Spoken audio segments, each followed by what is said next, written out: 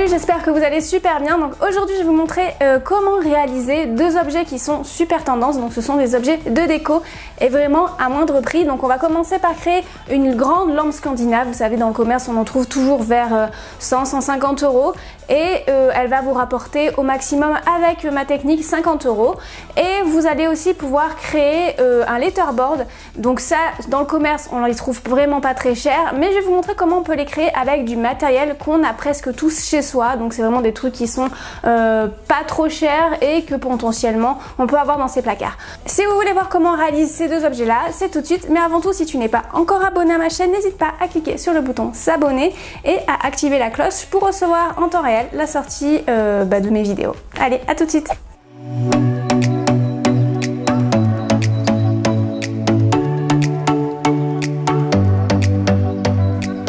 Cette lampe, donc il vous faudra 3 manches de râteau en bois et donc vous allez devoir les couper à 1,30 m. Je fais des points de repère sur chaque manche de râteau et avec une scie, je découpe. Une fois que c'est fait, je les mets tous côte à côte et je les fais twister de manière à ce qu'ils se croisent tous. Donc je vous laisse regarder comment je procède en image. Pour vous donner un petit peu, pour visualiser mieux la technique, c'est comme si vous essayez de former un tipi. Et veillez bien à ce que les écarts entre les pieds ne soient pas trop grands, sinon ça va pas être très joli. Pour stabiliser la création, vous allez avoir besoin d'un carré en bois. C'est un carré très fin, mais quand même assez solide. Et donc du coup, je vais tracer les diagonales. Puis réaliser un trait au milieu.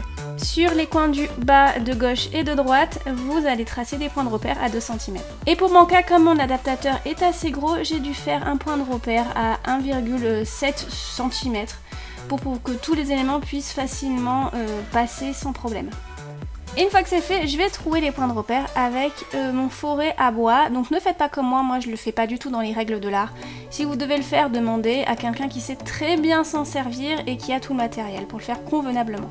Donc voilà à quoi ça ressemble. Donc au milieu il y a un gros trou. Si vous avez un autre kit adaptateur pour lampe, vous pouvez faire un trou plus petit. C'était parce que j'avais pris un kit adaptateur bouteille. Du coup j'insère le carré à l'intérieur de chaque pic et ça va me permettre de stabiliser ma création. Une fois que les pieds sont bien en place et que rien ne bouge, comme vous pouvez le voir en image, je vais prendre ma colle Kintsuglou. Donc cette vidéo n'est pas sponsorisée, c'est juste que j'en avais besoin pour ce tuto là. Donc je fais une boule et au milieu, au niveau des croisements de chaque bout de bois, je vais donc mettre ma boule de Kintsuglou et appuyer très fort pour que ça puisse coller en fait tous les bouts de bois ensemble. Donc le côté où il y a la Kintsuglou visible, vous pourrez le mettre contre le mur, mais si vous avez de la peinture de la même couleur que les bouts de bois, vous pourrez peindre la Kintsuglou une fois qu'elle est sèche. Je prends une ceinture en tissu qui est réglable à tous les niveaux, et donc je vais vraiment serrer très fort pour que rien ne bouge. Et une fois que c'est fait, je vais laisser reposer tout ça, on va dire ça comme ça, plutôt sécher tout ça toute une nuit pour être sûr que tout est bien soudé ensemble. Pendant que ça sèche, je vais préparer mon adaptateur pour ma lampe et donc je vais suivre en fait les instructions qu'il y a derrière l'emballage. Du coup, je vous laisse regarder tout ça en images.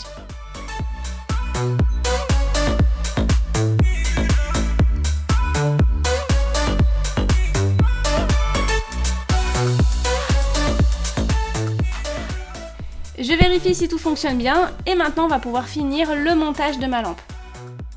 Une fois que la colle a séché, je vais enlever mon carré et je vais insérer au centre mon kit pour la lampe.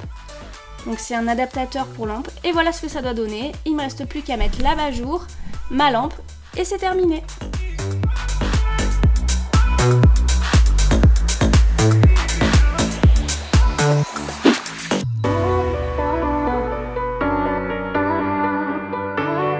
Allez, on va passer au letterboard. Donc je l'ai réalisé avec 3 fariens, des trucs que j'avais pratiquement chez moi, à part les lettres.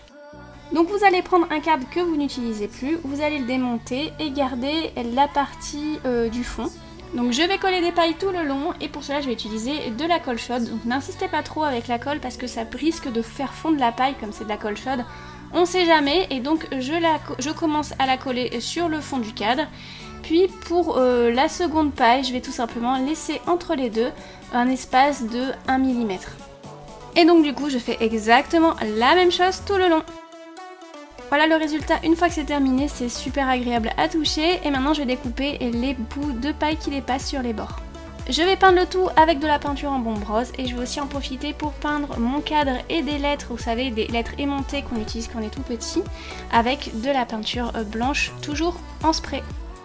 Une fois que ça a séché, on va commencer par les lettres, donc je vais les retourner et au niveau de l'aimant, donc moi c'est un kit où il n'y avait pas d'aimant à l'intérieur, fallait les mettre soi-même. Si vous avez déjà les aimants, vous pouvez les enlever avec un couteau et faites attention quand même. Donc je disais, au niveau des espaces qui reçoivent les aimants, je vais mettre de la colle chaude et coller un bout de cure-dent à l'intérieur. Donc faites la même chose pour toutes les lettres, puis insérez le fond avec les pailles au cadre. Il ne reste plus qu'à positionner les lettres, donc ajustez la taille du cure-dent si besoin, et voilà, c'est terminé.